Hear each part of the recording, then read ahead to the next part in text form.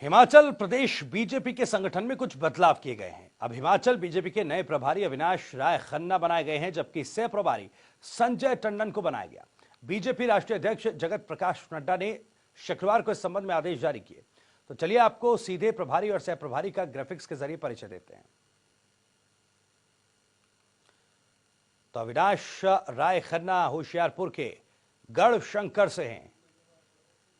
इससे पहले राजस्थान और जम्मू कश्मीर के प्रभारी भी रह चुके हैं। अविनाश राय खन्ना बीजेपी के राष्ट्रीय उपाध्यक्ष हैं। संजय प्रभारी को सह प्रभारी बनाया गया है। सह प्रभारी संजय टंडन चंडीगढ़ के राज्य अध्यक्ष रह चुके हैं। अविनाश राय खन्ना होशियारपुर के गढ़शंकर से हैं। इससे पहले राजस्थान और जम्मू कश्मीर के प्रभारी भी रह चुके हैं। अविनाश राय खन्ना बीजेपी के राष्ट्रीय उपाध्यक्ष भी हैं। इसके अलावा अगर सह प्रभारी की बात करें तो संजय टंडन को सह प्रभारी बनाया गया है। सह प्रभारी संजय टंडन चंडीगढ़ के राज्य अध्यक्ष रह चुके हैं।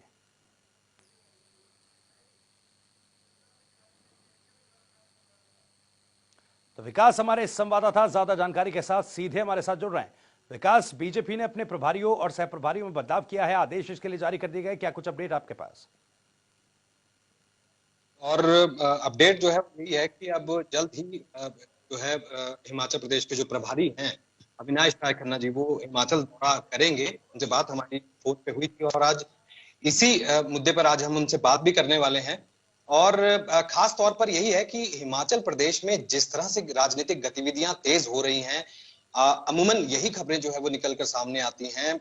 जिस तरह से हमने देखा भविष्य कि हिमाचल प्रदेश में संगठन और राज्य सरकार के बीच में कहीं ना कहीं तालमेल जो है उसको देखकर यहाँ पर नहीं लगता कि कोई आने वाले दिनों में कोई परेशानियां यहाँ पर होंगी, क्योंकि अब फेरबदल जो है जिस तरह से किया गया है और राजनीतिक गतिविधियां जो है वो तेज हो रही हैं। हालांकि आने वाले दिनों में अब पंचायती राज के चुनाव भी हैं। ठीक उसके बाद 2022 का लक्ष्य जो है, जो कि बीजेपी लगातार ये कहती रही है कि 2022 जो है वो जीतना है और फिर से मिशन रिपीट यहाँ पर करना है। हिमाचल प्रदेश में जिस तरह की भौगोलिक परिस्थितियां हैं, नए प्रभारी जो हैं वो यहाँ पर बनाए गए हैं, चुनौतियां निश्चित रूप से यहाँ पर उनके सामने होंगी। इसी बीच जो है अब से कुछ ही देर में अविनाश राय खन्ना जी जो हैं वो हमसे जुड़ेंगे सीधा लाइव। और ठीक उससे पहले आपको ये बताना चाहता हूं कि यहाँ पर जिस तरह से भविष्य हमने देखा कि लंबे अरसे से अगर ज्वालामुखी की अगर खास तौर पर बात करें, ज्वालामुखी प्रकरण जो है वो सबने देखा सुना कि किस तरह से संगठन और एक विधायक के बीच में ठनी हुई है और आपस में तालमेल जो है वो किस तरह से है, ये कोई बयान करने की जरूरत नहीं है। लेकिन अब क्या चुनौतियां रहने वाली हैं, किस तरह से अब राज्य सरकार को आगे बढ़ना है। इसी बीच मुख्यमंत्री जयराम ठाकुर जो है वो दिल्ली दौरे पर भी रहे। दिल्ली दौरे पर उनकी आला हाईकमान से उनकी बात हुई। जेपी नड्डा जो कि राष्ट्रीय अध्यक्ष हैं बीजेपी के, उनसे उनकी मुलाकात हुई। अलग अलग नेताओं से जो है वहां पर संगठन और राज्य सरकार की कार्यप्रणाली को लेकर उन्होंने अवगत कराया। हालांकि चुनौतियां इसलिए भी बढ़ जाती हैं क्योंकि हिमाचल प्रदेश में भी देश भर की तरह, दुनिया भर की तरह जिस तरह से कोरोना काल चल रहा है, कोविड के चलते कई तरह की चुनौतियां यहाँ पर आ रही हैं।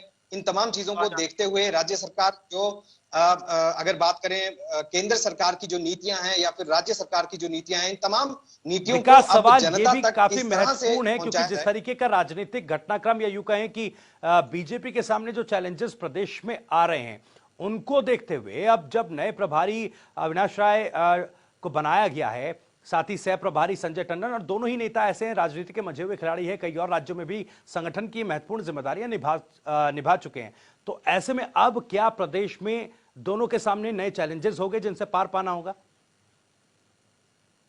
निश्चित रूप से देखिए, चैलेंजेस तो कई रहेंगे, क्योंकि सबसे पहली चुनौती तो यही है कि कोविड काल के बीच में आखिर अब जनता तक पहुंचा कैसा जाए।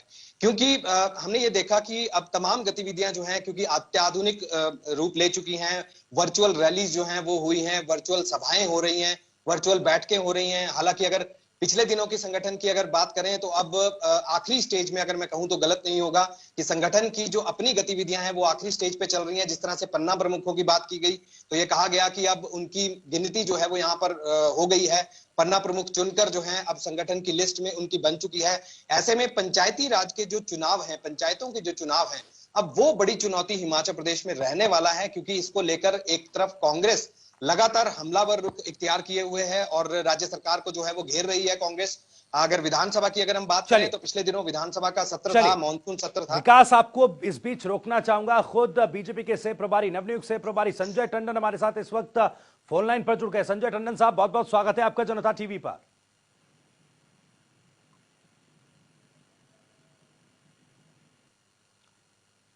संजय जी, क्या मेरी आवाज आप तक पहुंच पा रही है?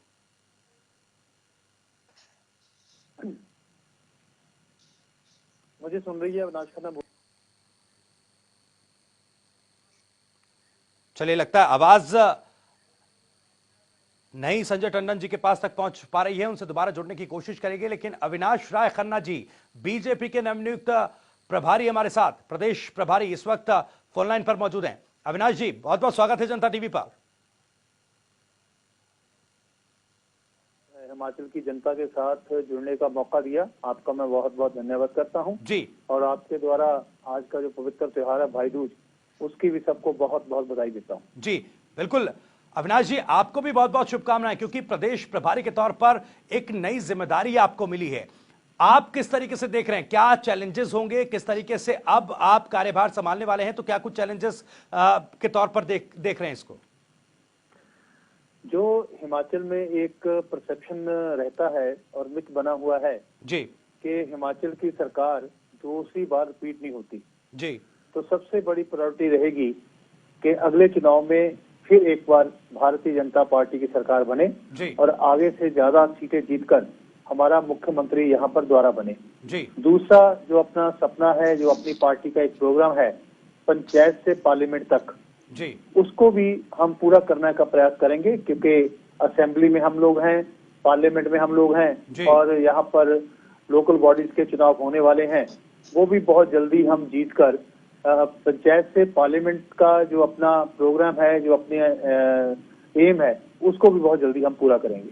जी अविनाश जी, क्योंकि जिस तरीके से आप कह रहे हैं पंचायती राज चुनाव भी क्योंकि निकट है, उसके अलावा 2020 का एक जो रोड मैप है वो तैयार करना है, उस पर आगे बढ़ना है, काम करना है। लेकिन बीजेपी की अगर बात करें, प्रदेश संगठन की अगर बात करें, क्योंकि जो कॉन्फ्लिक्ट सामने आ रहे हैं उनको देखते हुए क्या कोऑर्डिनेशन बेहतर होगा, हो पाएगा? एक खुशी की बात है हिमाचल के बारे में कि यहाँ का जो कार्यकर्ता है वो बूथ लेवल तक संगठन भी है और कार्यकर्ता वहां पर है जी। हर बूथ पे हम लोग यहाँ पर हैं, मंडल जिला स्तर पर पार्टी बहुत मजबूत है।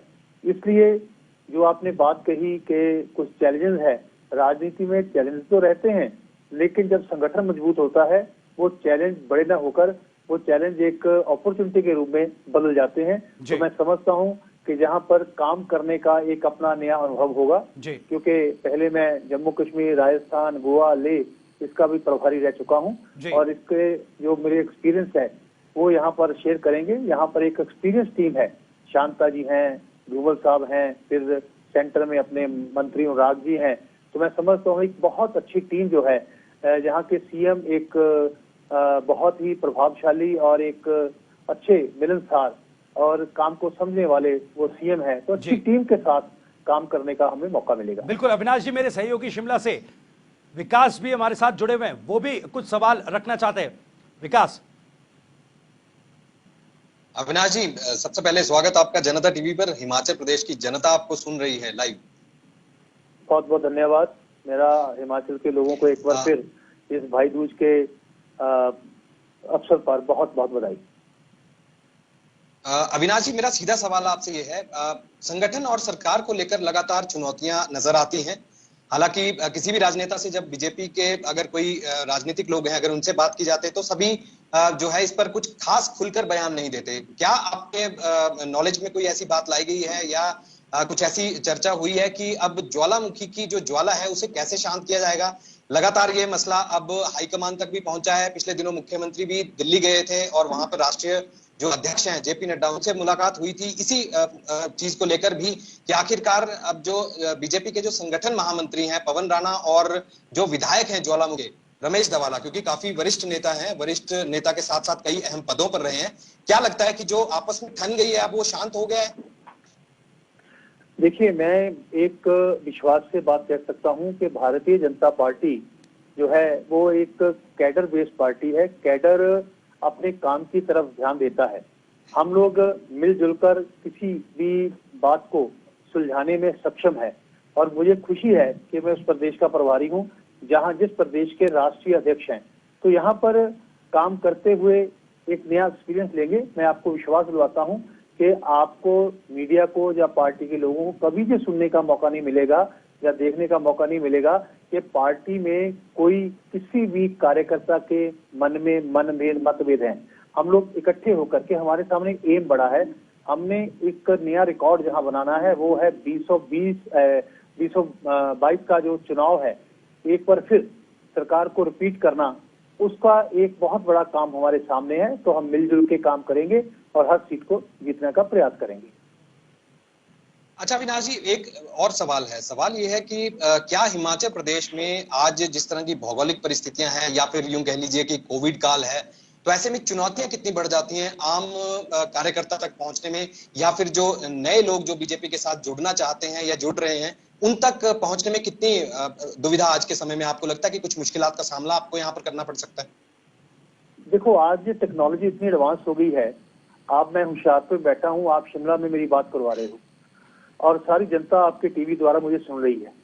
तो हमने वर्चुअली जो है वो अपने कार्यक्रम रखे हैं। इस कोरोना काल में देश में पार्टी पूरी तरह चली है, पूरे काम किए हैं, पूरी बैठकें हुई हैं। कल भी हमारी एक मीटिंग हमारे राष्ट्रीय अध्यक्ष और संगठन मंत्री ने ली है, जिसमें सभी प्रभारी, सभी प्रदेशों के अध्यक्ष, महामंत्री, संगठन जुड़े हैं।